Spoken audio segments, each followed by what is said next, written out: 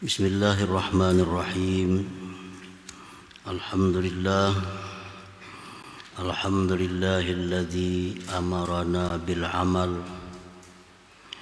wa nahana 'anil 'ajzi wal kasal. Ashhadu an la ilaha illallah wahdahu la syarika lahu 'azza wa jalla. Wa ashhadu anna sayyidana Muhammadan abduhu wa rasuluhul mubajjal. Allahumma salli wa sallim wa barik ala sayyidina Muhammadinil mufaddal wa ala alihi wa ashabihi wa dhurriyyatihi wa atba'ihi ila akhiril ajal, amma ba'd. Yang kita hormati dan kita cintai para habaib dan para ulama, muhibbin, hadirin, hadirat rahimakumullah. Puji syukur senantiasa kita haturkan kehadirat Allah Subhanahu wa ta'ala, yang mana dengan limpahan taufik dan hidayah serta inayahnya kepada kita, sehingga kita malam ini dapat kembali berkumpul, bertemu di majelis yang penuh barakah dan rahmat ini. Salawat dan salam selalu kita haturkan atas junjungan kita Nabi besar Muhammad sallallahu alaihi wasallam dan seluruh keluarga, para sahabat dan zuriat serta pengikut beliau sampai akhir masa nantinya. Para muhibbin rahimakumullah, Rasulullah sallallahu alaihi wasallam bersabda, "I'malu kullun muyassarun lima khuliqalah." Artinya, beramallah kalian. Beramallah kalian. Tiap-tiap orang dimudahkan untuk menuju tempat yang telah disediakan baginya. Artinya, Rasulullah sallallahu alaihi wasallam menyuruh kita untuk beramal. Dan kemana arahnya kita? Apakah kita termasuk orang yang ditentukan Allah sebagai ahli surga atau sebaliknya? Maka ketentuan Allah yang demikian itu ditandai dengan kemudahan kita beramal untuk itu. Apabila kita disediakan Allah tempat di surga, kita dimudahkan untuk beramal jalan ke surga. Apabila kita tempatnya di neraka, kita dimudahkan Allah beramal maksiat sebagai jalan ke neraka itu. Nah, para muhibbin rahimakumullah. Jadi orang-orang yang sudah ditentukan Allah sebagai ahli surga, dia selalu dibantu, ditolong oleh Allah, dimudahkan untuk beribadah kepadanya. Nah, sebaliknya, orang-orang yang ditentukan Allah sebagai penghuni neraka, dia dicegah Allah untuk taat kepada Allah. Dia dimudahkan untuk berbuat maksiat kepadanya. Itulah yang dimaksud sabda Nabi, kullun muyassar lima khuliqalahu. Para muhibbin rahimakumullah, amal, ujar para ulama, harakatul jisim awil qalbi. Amal itu artinya gerak tubuh atau hati. Gerakan tubuh kita disebut amal. Gerakan hati disebut amal. Jadi i'malu, beramallah kamu, baik dengan gerakan tubuh atau gerakan hati. Fa in taharraka bima fihi thawab summiya ta'ah. Apabila bergerak jisim atau hati dengan sesuatu yang mendatangkan pahala, amal itu dinamakan taat.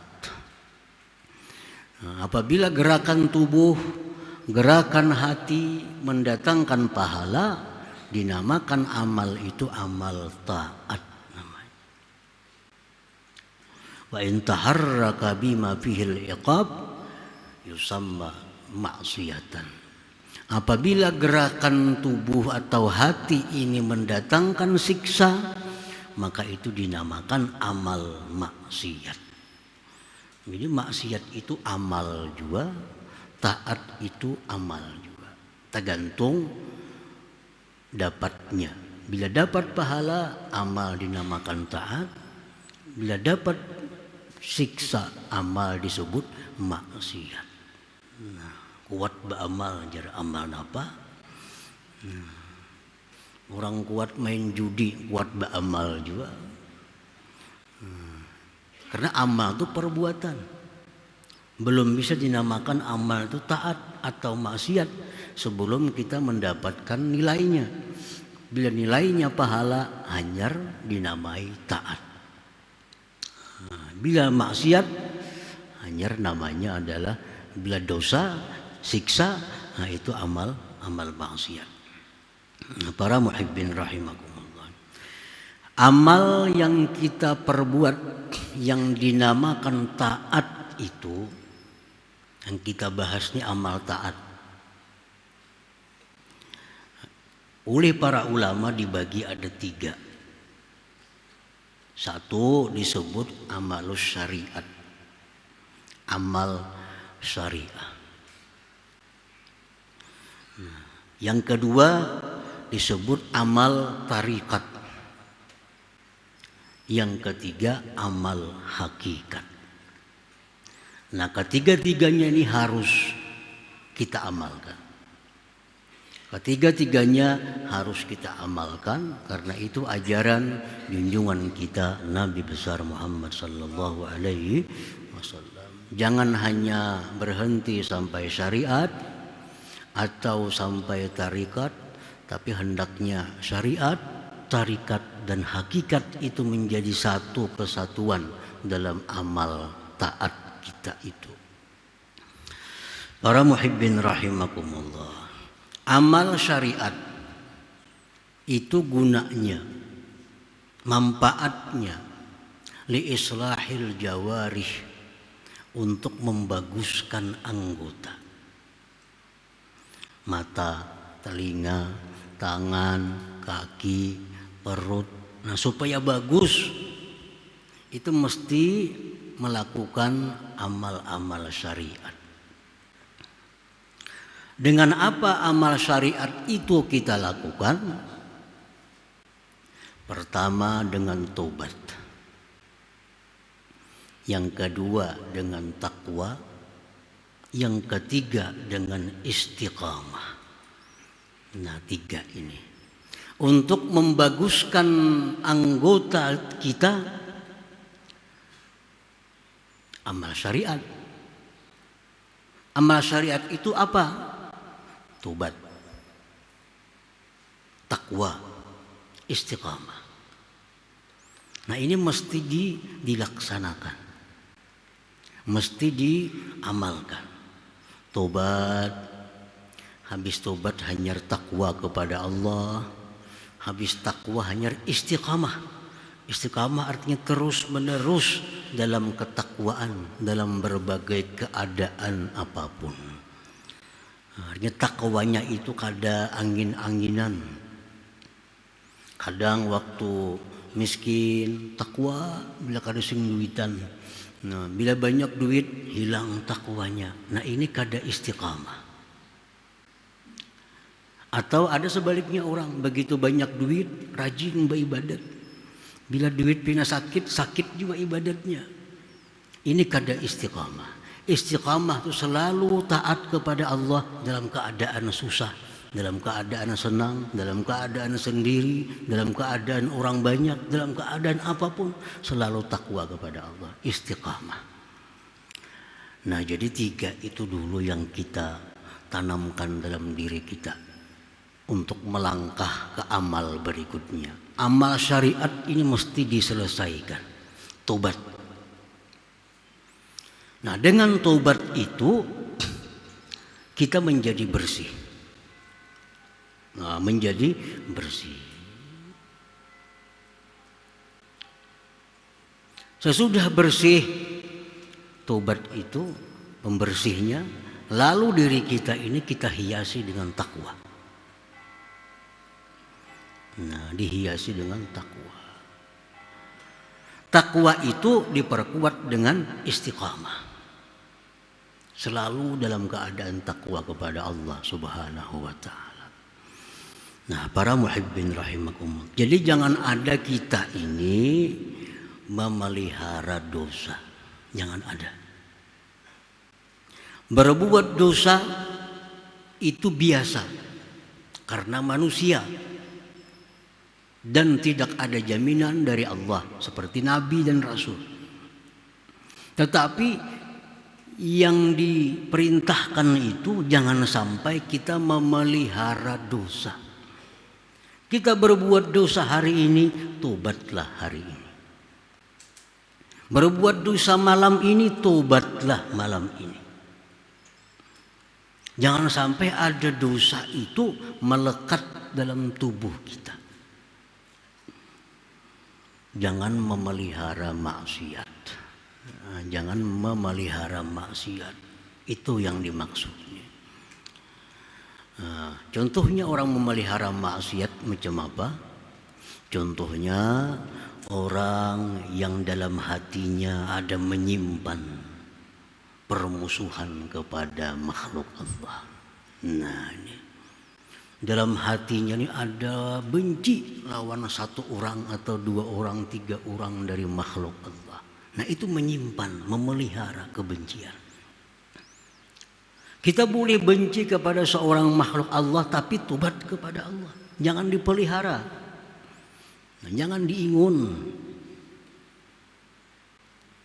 Nah, jadi ada kebencian-kebencian hati kita kepada hamba Allah itu mesti dihentikan. Nah, dibersihkan. Jangan sekali-kali menyimpan dendam di dalam hati. Karena ini menghalang kita untuk mendapatkan hidayah Allah Subhanahu wa ta'ala. Nah, jadi itu yang dimaksud memelihara ini, memelihara dosa. Contohnya lagi orang melakukan riba. Nah, riba ini kan ada waktu.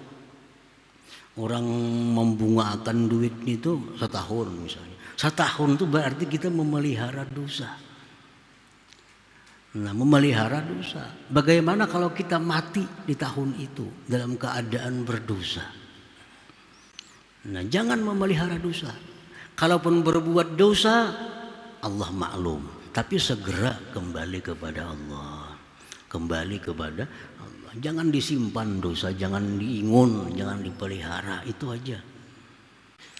Nah, kalau pekerjaan kita ini pekerjaan dosa. Kita bekerja di tempat dosa. Nah, keluar dari pekerjaan itu. Keluar. Jangan mau bekerja di tempat yang selalu mendatangkan dosa. Cari pekerjaan yang baik. Allah pasti akan menolong kalau kita benar-benar takwa kepada Allah Subhanahu wa ta'ala. Gawian ini yang mendatangkan duit ini jalannya selalu maksiat. Usaha ini kada bisa lepas dari maksiat. Pekerjaan kada bisa lepas dari keluar dari pekerjaan itu. Keluar dari pekerjaan. Cari pekerjaan yang diridhai Allah Subhanahu wa ta'ala. Allah pasti akan menolong kalau kita benar-benar mau untuk takwa kepada Allah Subhanahu wa ta'ala. Nah, jadi ini dasar tobat, ini dasar. Apapun yang kita bangun tanpa ada tobat sebelumnya, bangunan itu akan rubuh. Pondasi itu tobat dulu. Pondasinya tobat. Bila bersih, hendak dipupuri kayak apa lagi? Maulah orang Orang misalnya wajahnya dengan debu langsung dipupuri, kada mau, pasti dibasuh dulu. Nah kayak itu juga ibadah, mau langsung kita langsung bayang, nak berzikir, nah kan hatinya masih dikotori dengan maksiat, kada bisa. Nah kada bisa. Dalam hadis qudsi Allah berfirman, wahai orang-orang zalim, jangan masuk ke rumahku, jangan masuk ke masjidku.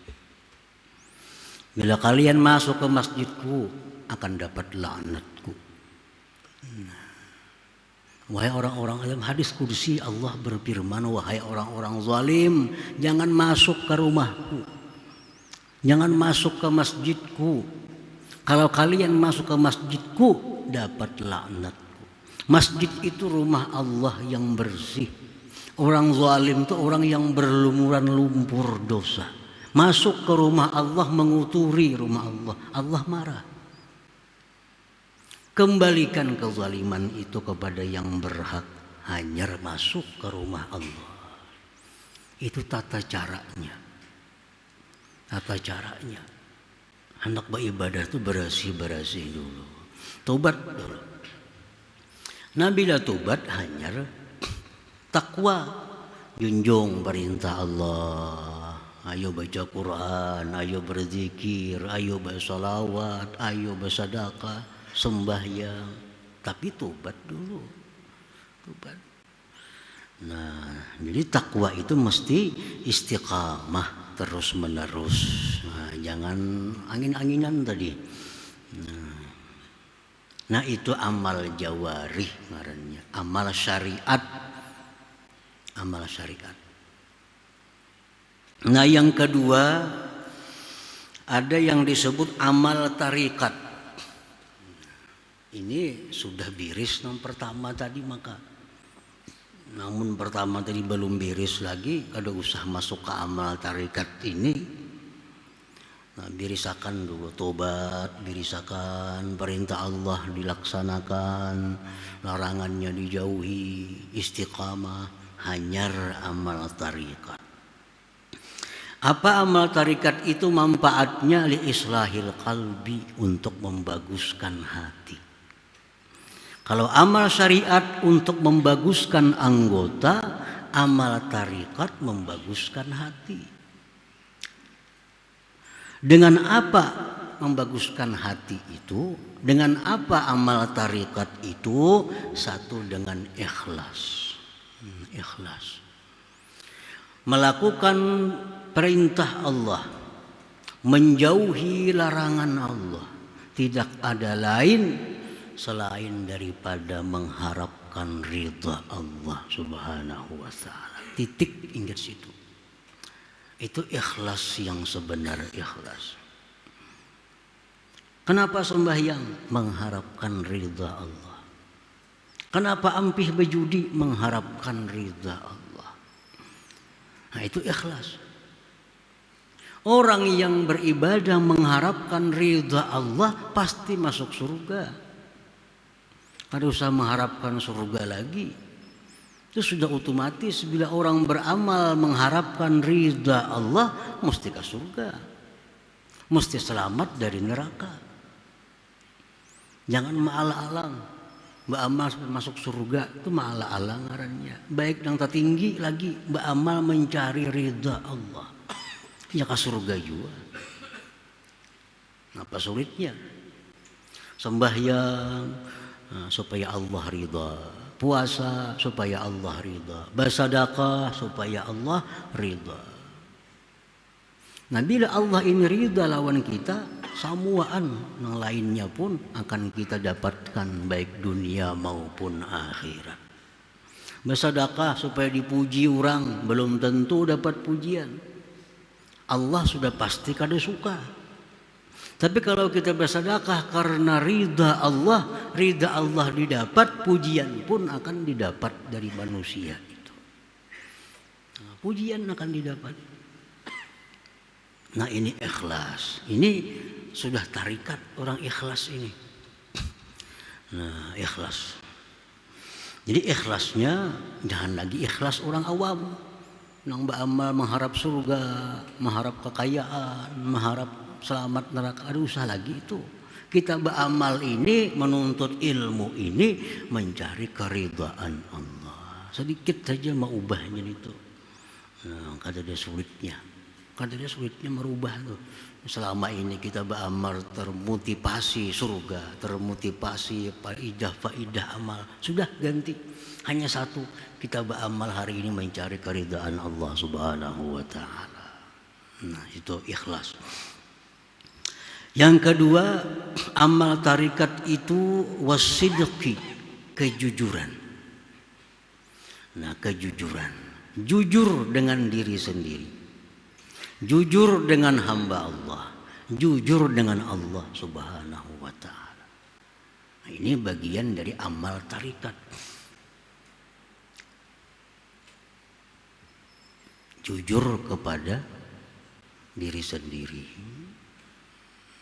Munafik itu contoh orang kada jujur dengan diri sendiri. Kada jujur dengan orang lain, menipu orang. Beramal tapi mengharapkan pujian. Ini kada jujur dengan makhluk Allah. Lawan makhluk Allah kada jujur. Karena makhluk Allah menganggap inya ini beribadah karena Allah, bukan karena makhluk. Nah, itu kada jujur. Kada jujur dengan Allah seperti pengakuan kita. Inna salati wa nusuki wa mahyaya wa mamati lillahi rabbil alamin. Ini pengakuan kita. Inna salati, bahwa sembahyangku, wa nusuki, ibadahku, wa mahyaya, hidupku, wa mamati, matiku, lillah, untuk Allah. Bujur kada itu? Bujur kada? Kita hidup untuk Allah. Buktinya mana ada untuk Allah? Kita bercari untuk kekayaan, kita mati-matian untuk mengumpulkan harta sebanyak-banyaknya, untuk memuaskan nafsu kita. Mana ada karena Allah? Nah, ini kada jujur dengan Allah. Inna salati wa nusuki wa mahyaya wa mamati lillahi rabbil alamin. Nah, jadi itu mesti jujur dengan Allah, sidik. Yang ketiga, wattuma'ninah, ketentraman hati dengan ingat kepada Allah. Tuma'ninah itu artinya itmi'nanun nafsi bidzikril haqq, tenangnya hati dengan menyebut Allah, mengingat Allah. Jadi tiga amal ini disebut amal tarikat. Amal tarikat. Ikhlas, beribadah semata-mata karena Allah. Yang kedua, jujur. Yang ketiga, tenang hati dengan mengingat Allah Subhanahu wa taala. Nah, ini amal tarikat. Nah, jadi yang ketiga, yang terakhir, amal hakikat. Amal hakikat ini apa gunanya? Li islahil arwah, untuk membaguskan roh kita. Anggota tubuh bagus, hati bagus, roh bagus. Dengan apa membaguskan roh? Amal hakikat itu bil muraqabah. Muraqabah, selalu merasa dilihat Allah, selalu merasa didengar Allah, selalu merasa diawasi oleh Allah. Nah, ini sudah bagian amal hakikat masuknya. Kemana-mana yang bergerak merasa diawasi oleh Allah. Apa yang dia ucap merasa didengar oleh Allah. Apa yang dia lihat merasa diketahui oleh Allah. Nah, ini sudah orang hakikat. Wal musyahadah, dengan musyahadah, dengan menyaksikan Allah Subhanahu wa taala melalui perbuatan-perbuatannya. melalui alam semesta ini dia bisa musyahadah bahwa itu adalah perbuatan Allah Subhanahu wa ta'ala. Wal ma'rifati dan ma'rifah. Nah, 3 hal ini. Jadi ini untuk menjadi seorang manusia yang dipuji oleh Allah dan Rasulnya, maka 3 amal ini mesti ada pada diri seseorang. Syariatnya, tarikatnya, dan hakikatnya. Amal sembahyang. 1 kali dia sembahyang sudah masuk dalam ketiga-tiganya. Sembahyangnya betul menurut syariat. Sembahyangnya betul menurut hakikat. Sembahyangnya betul menurut hakikat. Nah, itulah yang dinamakan aqimis shalah, dirikan sembahyang. Dirikan sembahyang, tegakkan sembahyang. Artinya apa? Sembahyang kita sesuai syariat, sesuai tarikat, sesuai dengan hakikat. Nah, ini intinya ilmu. Intinya ilmu itu. Sembahyang dengan syariat saja sesuai, tapi kada ikhlas, kada ada artinya. Syariat sesuai, hakikat sesuai, tapi hakikatnya kada berguna. Jadi mesti ketiga-tiganya. Kita sembahyang mesti sesuai dengan syariat, sesuai dengan tarikat, sesuai dengan hakikat. Kalau kita sembahyang merasa bahwa kita diawasi oleh Allah, sembahyang kita menjadi bagus.